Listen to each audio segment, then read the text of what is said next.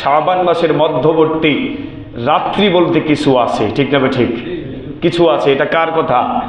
আল্লাহ রাসূলের কথা। কার কথা?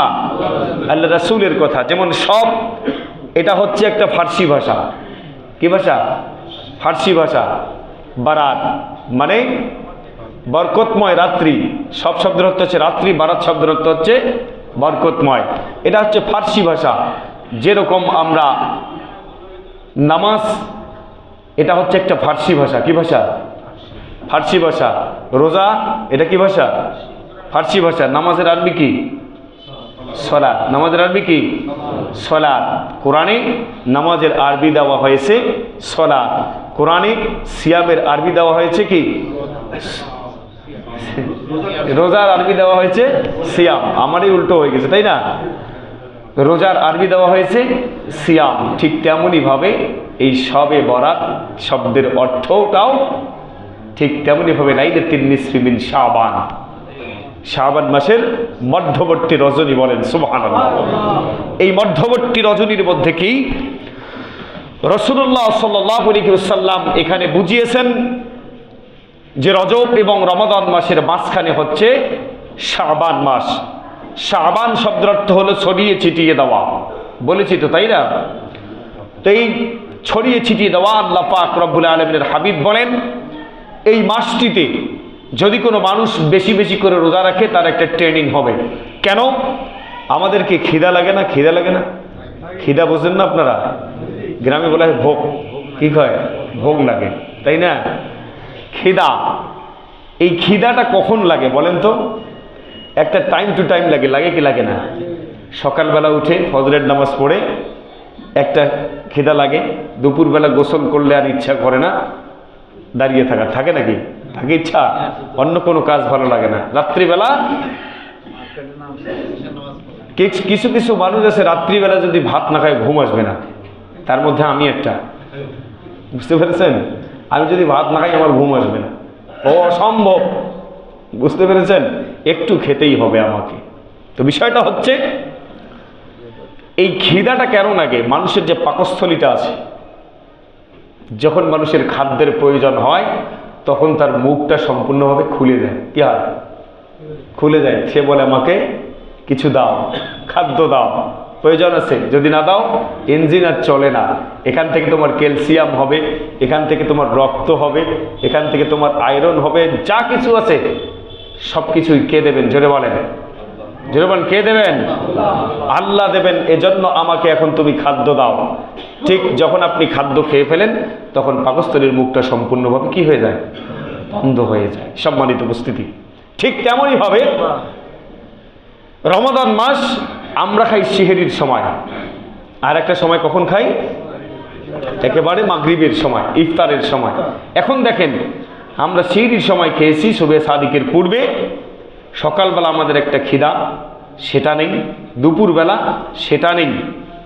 বিকালবেলা অনেকেই বাত আসর নাস্তা খায়। খায় কি খায় না? হ্যাঁ, না হলে চা বিস্কিট খায়।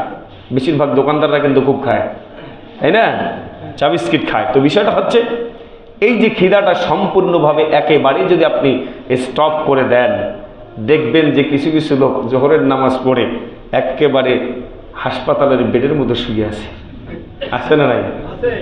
এই জিনিসটা থেকে রক্ষা পাওয়ার জন্য আল্লাহ রাসূল সাল্লাল্লাহু আলাইহি ওয়াসাল্লাম একটা ট্রেনিং এর মাস পূর্বে দিয়েছেন, সেটার নাম হচ্ছে শাবান মাস। সুবহানাল্লাহ। এজন্য এই মাসটাতে একটু একটু করে 2 দিন 3 দিন পর পর একটা একটা করে যদি কোনো মানুষ সিয়াম রাখে, আর যতক্ষণ পর্যন্ত রমজান মাসের 1 সপ্তাহ বা 10 দিন যায় না ততক্ষণ পর্যন্ত একটা মানুষের শরীরের মধ্যে রোজা পারমিট করে না। করে নাকি? করে ঠিক মতো? সকলেরই কোনো আছে, আবার কিছু লোক আছে অভ্যাস আছে, এটা ঠিক আছে। কিন্তু আমারও ঠিক, আমি যদি সকালবেলা খাই, সারাদিন না যদি না খাই, ওই যে বললাম রাতের বেলা খাইতে হবে, ওইটা খাইতে হবে। তারপরে ততটা ইয়া হয় না, কেয়ার হয় না। তো যা হোক, সব মানুষে এটা পারে না।